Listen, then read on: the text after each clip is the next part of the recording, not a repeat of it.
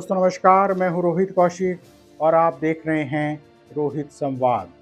दोस्तों, इस दौर में क्या वास्तव में पत्रकारिता हो रही है या फिर पत्रकारिता के नाम पर एजेंडा चलाया जा रहा है, एजेंडा सेट हो रहा है।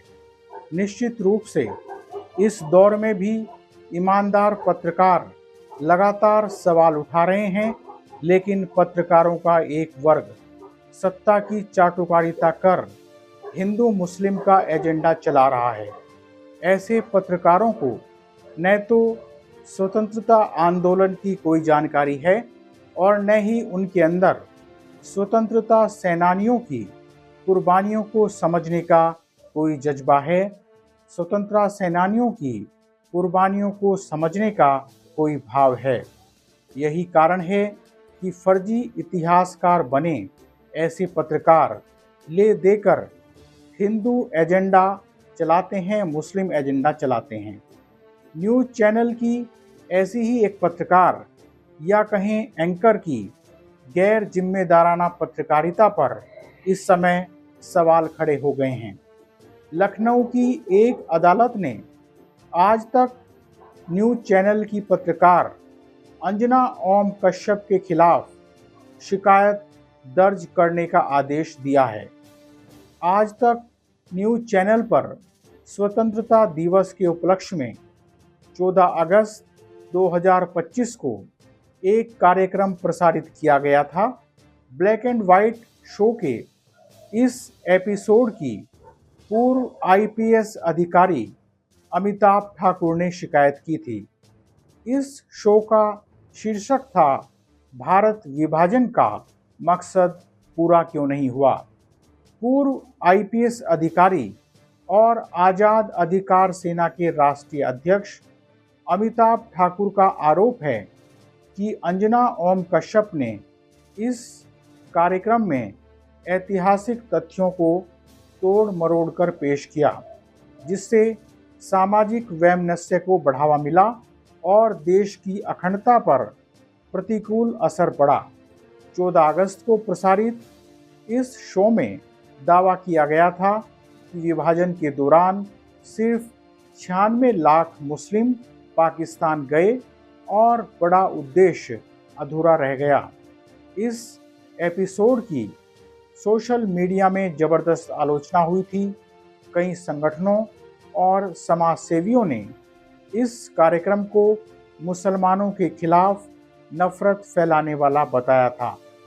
इस कार्यक्रम के खिलाफ अमिताभ ठाकुर ने लखनऊ के गोमती नगर थाने में शिकायत दी थी, लेकिन पुलिस ने एफआईआर दर्ज करने से मना कर दिया था।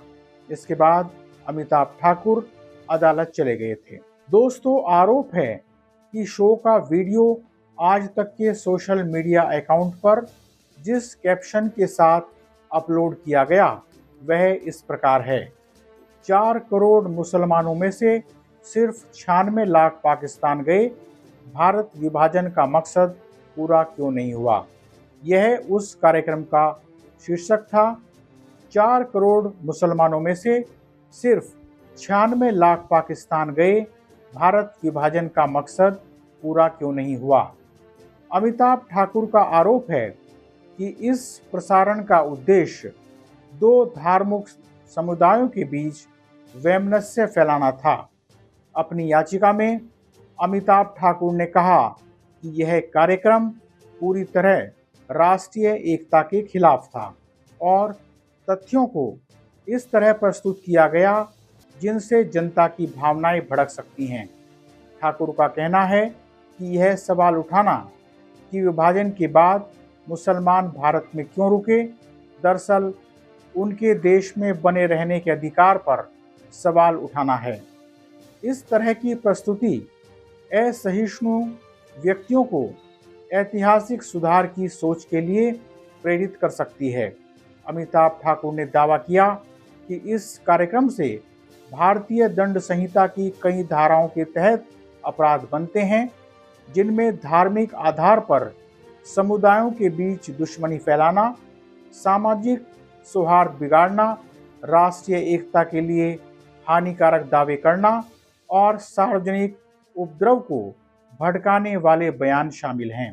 दोस्तों, भारत का विभाजन किन परिस्थितियों में हुआ और क्यों हुआ, इसकी न ही तो ऐसे पत्रकारों को पूरी जानकारी होती है और न ही ऐसे पत्रकार गंभीर विषयों पर कुछ पढ़ना चाहते हैं।